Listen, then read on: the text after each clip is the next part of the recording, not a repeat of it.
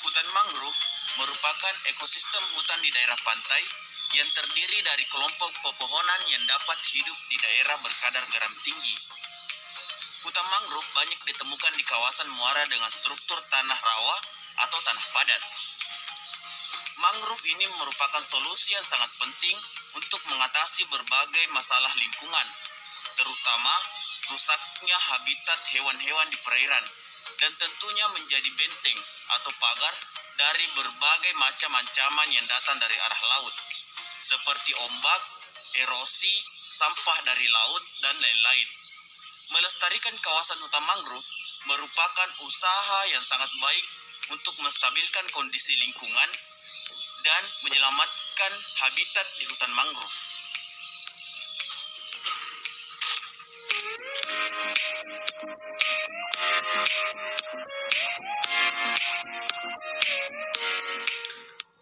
Adapun beberapa fungsi dari hutan mangrove secara umum yaitu yang pertama, mencegah erosi pantai, di mana erosi pantai akan terus-menerus permukaan bumi sehingga mengancam wilayah manusia. Bahkan kondisi serius bisa menjadi bencana alam yang besar. Hutan mangrove menjadi salah satu sarana yang sangat penting untuk menyelamatkan garis pantai dari perairan laut. Perikanan. Kawasan hutan mangrove merupakan tempat paling nyaman bagi beberapa jenis makhluk dan organisme.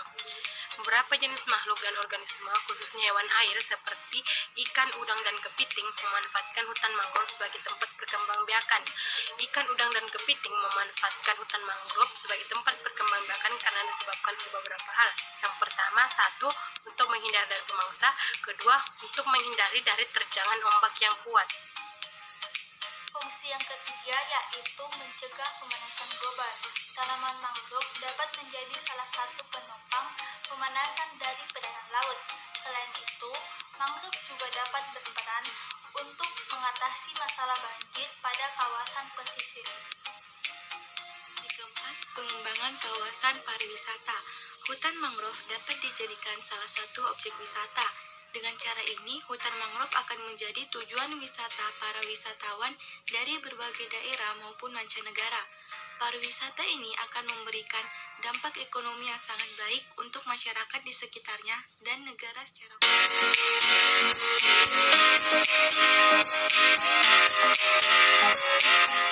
Demi mengurangi dampak dari kerusakan hutan mangrove, ada beberapa upaya yang dapat dilakukan untuk melestarikan dan menjaga keberadaan hutan mangrove.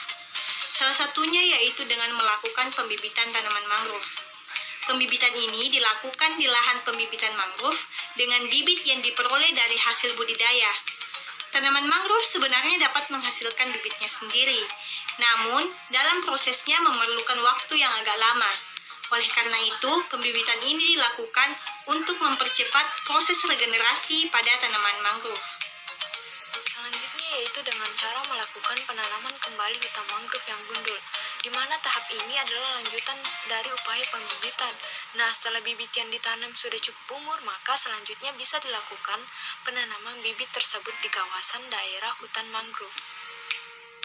Upaya selanjutnya yaitu pengelolaan tata ruang dan perluasan kawasan hutan mangrove. Salah satu penyebab kerusakan hutan mangrove adalah penggundulan hutan. Hal ini diakibatkan oleh pembangunan tempat wisata, hotel, serta berbagai tujuan komersil lain. Oleh karenanya, semakin hari luas hutan mangrove semakin berkurang. Upaya yang dapat dilakukan yaitu melakukan perbaikan tata kelola di kawasan pesisir pantai. Tata kelola yang dimaksud di sini adalah pengelolaan kawasan wisata bagian mana yang bisa dijadikan tempat wisata dan kawasan bagian mana yang tetap sebagai hutan mangrove. Dan upaya yang terakhir untuk pelestarian hutan mangrove yaitu dengan tidak mencemari lingkungan sekitar hutan mangrove. Hutan mangrove dapat mengalami pencemaran karena adanya polusi air maupun polusi tanah akibat ulah manusia.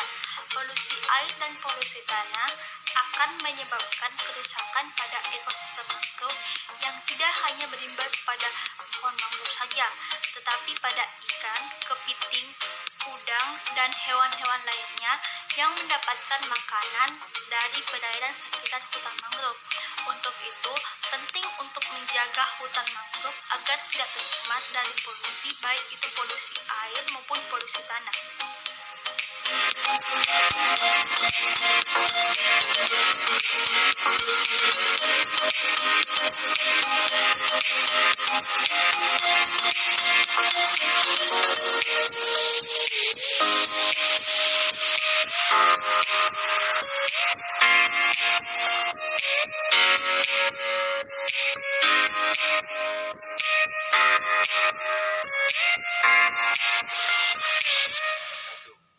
Di sini saya akan menjelaskan tentang apa itu pengolahan sampah. Jadi, pengolahan sampah adalah pengumpulan, pengangkutan, pengolahan, mendaur ulang dari material sampah. Pengolahan sampah juga dilakukan untuk memulihkan kembali sumber daya alam.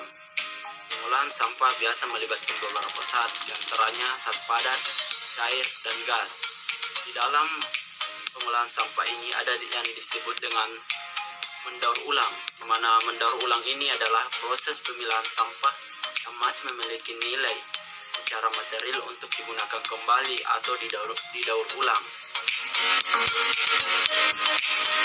Ekodendrit artinya bata ramah lingkungan. Disebut bata karena ia dapat menjadi alternatif bagi bata konvensional dalam mendirikan bangunan. Maka dari itu, ekobrik biasa dimanfaatkan sebagai bahan baku pembuatan furniture. Ekobrik terbuat dari botol plastik apapun, tetapi botol yang paling tepat untuk digunakan yaitu yang berukuran 500 ml.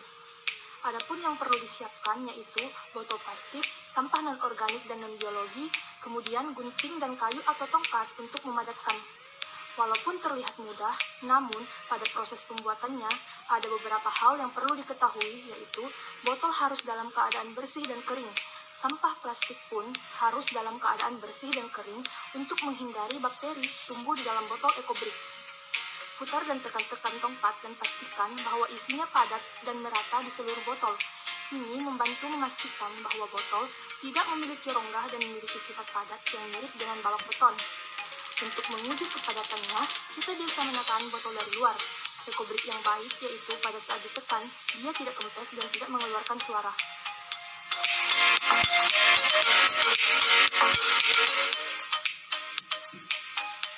Baiklah, saya akan menjelaskan tentang bank sampah. Bank sampah merupakan konsep pengumpulan sampah kering dan dipilah serta memiliki manajemen layaknya perbankan. Tapi yang ditabung bukan uang, melainkan sampah.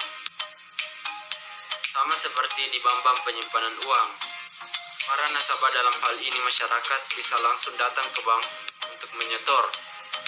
Bukan uang yang disetor, namun sampah yang mereka setor. Sampah dalam hal ini tersebut ditimbang dan dicatat di buku rekening oleh petugas bank. Dalam bank sampah ada yang disebut dengan tabungan sampah. Hal ini adalah cara untuk menyulat sampah menjadi uang sekaligus menjaga kebersihan lingkungan dari sampah khususnya plastik, sekaligus juga dimanfaatkan kembali atau didaur ulang. Biasanya akan dimanfaatkan kembali dalam berbagai bentuk seperti dompet,